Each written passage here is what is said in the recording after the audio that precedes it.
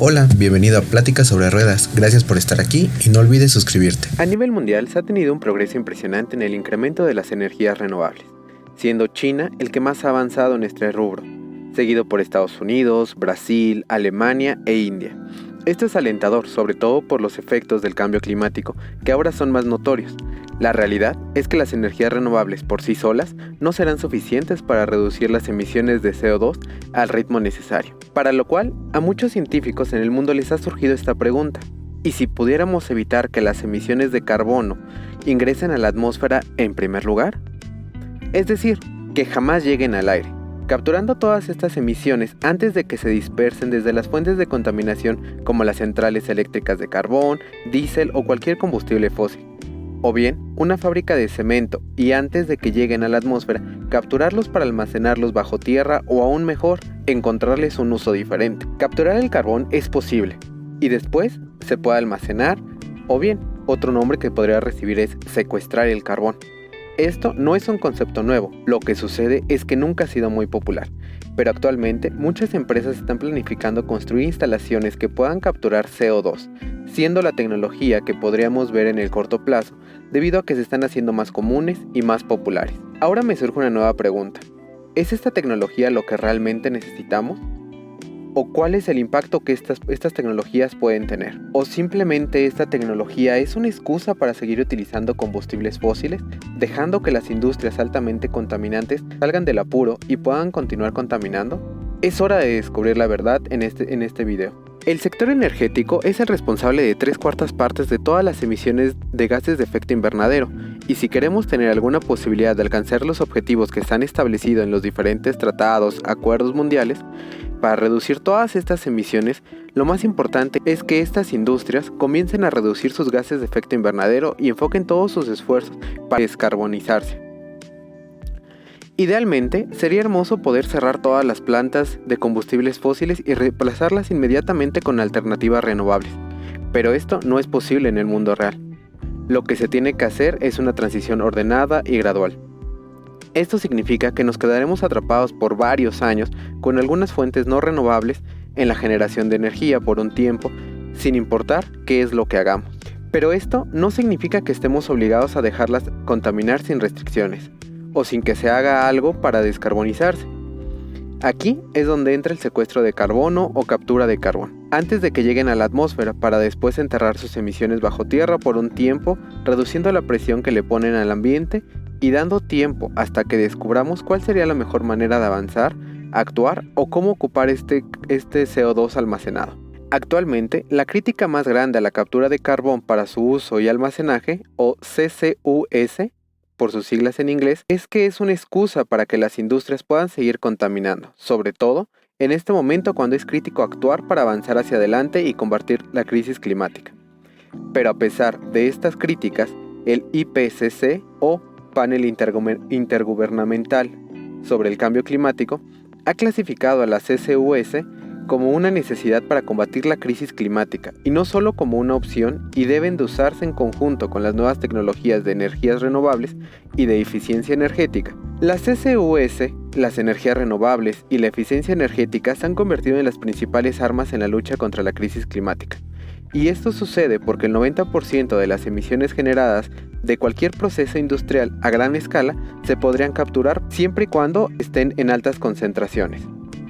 Por ejemplo, en una central eléctrica de carbono se cree que es posible capturar al menos 800.000 toneladas de CO2 al año, mientras que en las plantas de gas natural, que producen menos CO2, se pueden capturar algo así como 400.000 toneladas de CO2 extraíble. Si te preguntas cómo se realiza este proceso para capturar el CO2, este se realiza filtrando el CO2 de los gases de combustión, adicionando disolventes especiales y antes de que ingresen a la chimenea por donde se liberan a la atmósfera.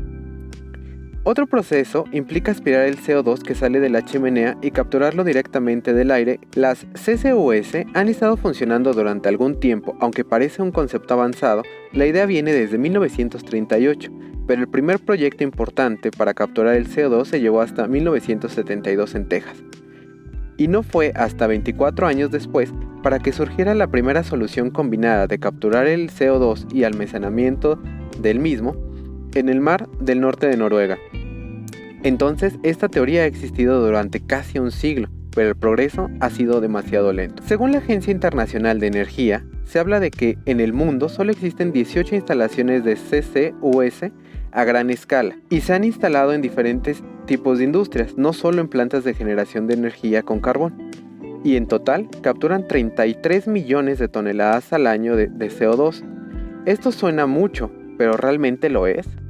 Si habláramos en porcentaje, estas toneladas de CO2 capturados representan únicamente el 0.1% de toneladas de emisiones de CO2 en todo el mundo. Siendo sinceros y realistas, no podemos esperar capturar todas las emisiones de CO2 en el mundo, sobre todo cuando tendremos que hablar también de las emisiones del transporte, de los carros particulares, de las emisiones de las casas y muchísimas otras fuentes móviles. Así que para las CCUS se considera un verdadero contribuyente, se tiene que hacer mucho, aunque la Asociación Internacional de Energía es optimista y espera que en el futuro se puedan capturar hasta 115 gigatoneladas de CO2 para 2060. Y si es tan optimista y es una necesidad, ¿por qué eso no ha avanzado más rápido? ¿Por qué hay que esperar hasta 2060 para poder capturar toda esta cantidad de CO2? La respuesta es simple, y como en todo, el dinero es el responsable. Las CCUS pueden ser excelentes para el ambiente y para nuestro futuro, pero hay que ser claros en que no es la única solución. Se tienen que aplicar un conjunto de soluciones para lograr todos los objetivos, y aunque la CCUS es una de esas tecnologías que son necesarias y es necesario que se incremente lo más rápido posible, en este mundo en donde el lenguaje universal es el dinero, para las empresas, las CCUS no son lucrativas, ni en este momento ni en el futuro. Y como no se puede obtener dinero, entonces no les interesan. Además de que si ellos quisieran desarrollar o construir este tipo de tecnologías, son muy caras. Otra de las preocupaciones es dónde almacenar el CO2 capturado. Algunas zonas, como el Mar del Norte en Europa, son lugares ideales, pero en otros países que necesitan reducir drásticamente las emisiones que provocan, no tienen zonas en donde almacenar el CO2.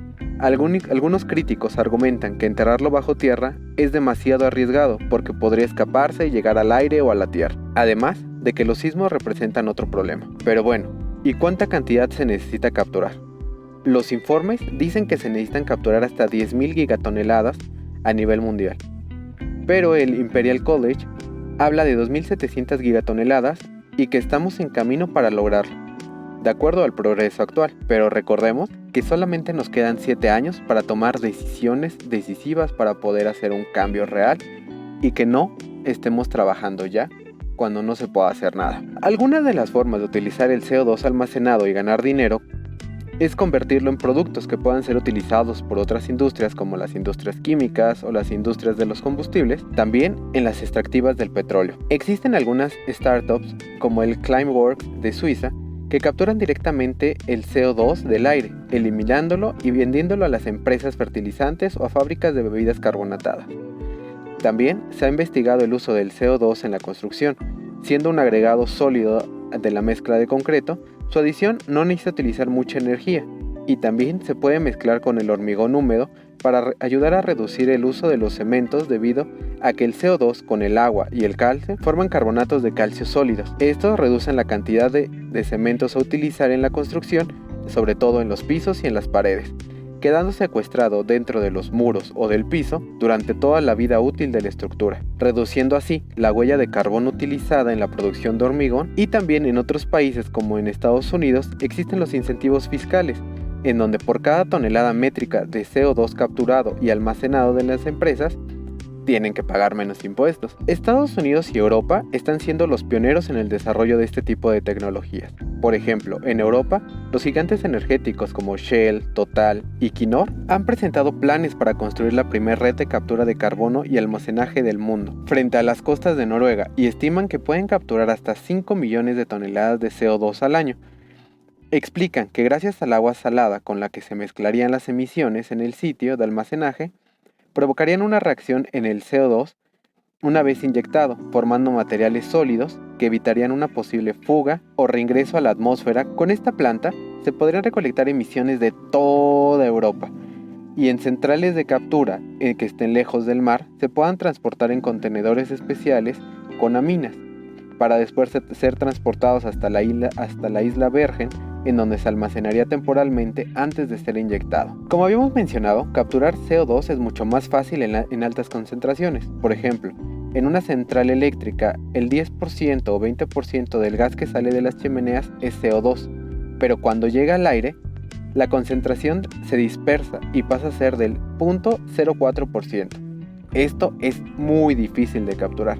Para este tipo de situaciones, algunos centros de investigación como el MIT está trabajando en un método más eficiente para este tipo de bajas concentraciones, en donde el aire podría ser redirigido a una serie de celdas electroquímicas que aspiran el CO2 al pasar por electrodos y los capturan como CO2 puro.